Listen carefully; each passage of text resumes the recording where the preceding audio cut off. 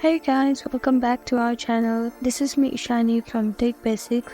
In this tutorial video, we'll learn how to log in to academic credit card. So first step is to open your browser. Here I am using Google Chrome.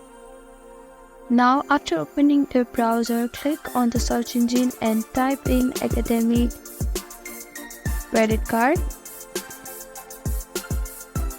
Now click on the first link. This is the home page of academic sports/outdoors. Here on the top navigation bar, you can see the human icon. Click on it.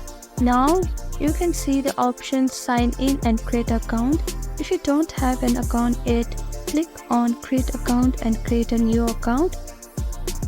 And to sign in, click on sign in option. Now you will need your email to sign in, so type in your email.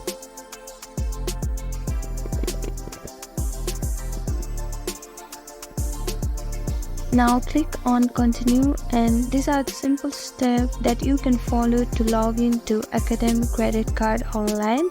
Thank you for watching this video. Please do like, share and subscribe to our channel, and don't forget to comment down below. Thank you.